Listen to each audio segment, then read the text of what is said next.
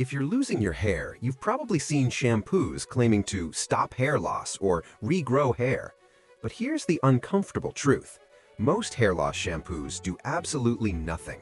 In fact, some of the most popular ones are basically expensive soap with good marketing. But at the same time, there are a few shampoos that can actually help your hair survive longer, and almost nobody explains why. So in this video, I'm going to show you which shampoos are completely useless, which ingredients actually matter, and the one shampoo strategy that dermatologists quietly recommend for people losing their hair. The first thing we need to understand is why hair loss happens in the first place. Most men lose their hair because of a hormone called DHT, dihydrotestosterone. Your hair follicles have receptors that react to DHT, and if your follicles are genetically sensitive to it, something called miniaturization begins. The hair slowly becomes thinner, weaker, shorter, and eventually the follicle stops producing visible hair at all. This is why the most effective treatments target DHT directly, like finasteride, dutasteride, or growth stimulators like minoxidil.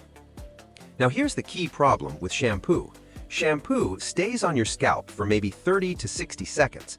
That's not nearly enough time to significantly block DHT or reverse genetic hair loss. So if a shampoo promises hair regrowth, you should immediately be skeptical.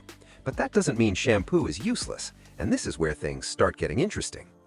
A good shampoo doesn't stop genetic hair loss.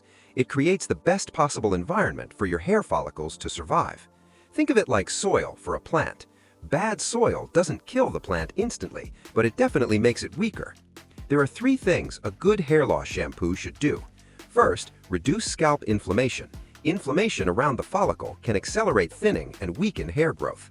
Second, remove buildup. Oil, dead skin, and styling products can accumulate on the scalp and create a poor environment for follicles. And third, stimulate the scalp slightly. Some ingredients can increase circulation or improve scalp health, which may help follicles perform better. But the key is which ingredients actually do this and which ones are just marketing. Let's start with the one ingredient that dermatologists talk about the most: ketoconazole.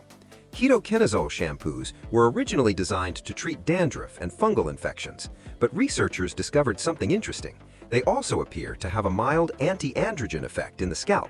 In simple terms, they may slightly reduce the impact of DHT locally. Now, this doesn't replace medications like finasteride, but studies suggest that using ketoconazole shampoo 2 or 3 times per week can improve scalp health and potentially support hair retention. That's why many dermatologists include it as part of a hair loss routine. Another ingredient you'll often see is caffeine.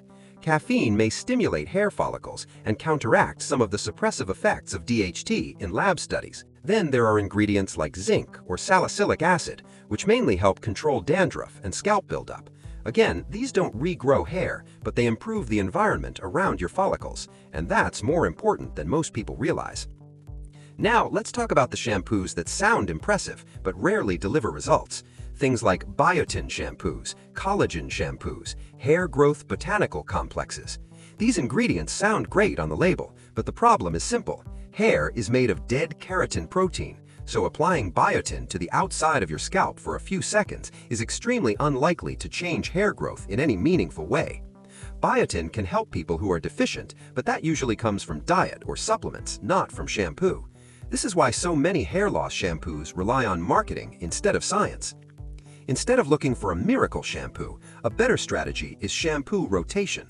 Here's a simple routine that many dermatologists recommend.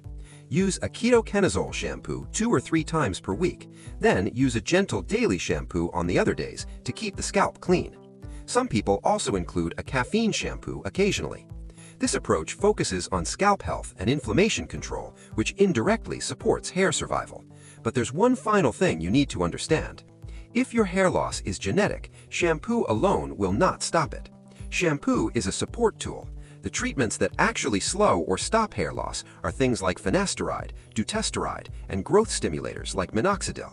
Think of shampoo like maintenance for your scalp. It helps keep follicles healthy, but it doesn't replace medical treatment. So if you're looking for the best shampoo for hair loss, here's the truth. Don't fall for miracle marketing. Focus on shampoos that support scalp health, especially ones containing ingredients like ketoconazole. And if you're serious about stopping hair loss, shampoo should only be one small part of a larger strategy, because the earlier you address hair loss, the more hair you can actually save.